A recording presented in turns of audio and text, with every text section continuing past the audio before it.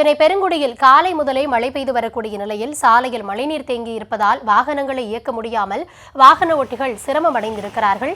இது குறித்த விரிவான விவரங்களோடு இணைகிறார் எம்முடைய செய்தியாளர் சுமன். சுமன், வணக்கம். சென்னையில மெட்ரோ பணிகள் நடைபெறக்கூடிய இடங்கள்ல ஒன்று பெருங்குடி. தற்பொழுது கனமழையும் நீடித்து வருகிறது. அங்க என்ன மாதிரியான சூழல் நிலவுகிறது?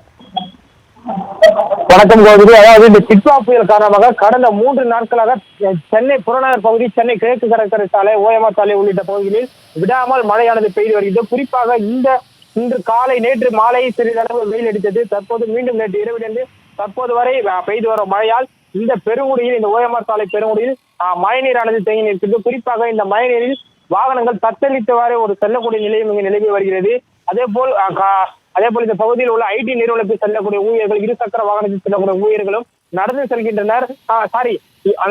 ஊழியர்களும் இருசக்கர வாகனத்தில் நனைந்தவாறு செல்கின்றனர். அதே போல் புகைப்பிடித்தபடியும் செல்கின்றனர். குறிப்பாக இந்த சாலையில் உள்ள இளைஞர்கள் இந்த மழையில் நனையாமல் இருப்பதற்காக அந்த பகுதியில் வைக்கப்பட்டிருந்த விளம்பர பேனரை தலையில் போர்த்தியும் சாலையை கடந்தும் வருகின்றனர். கௌதமி.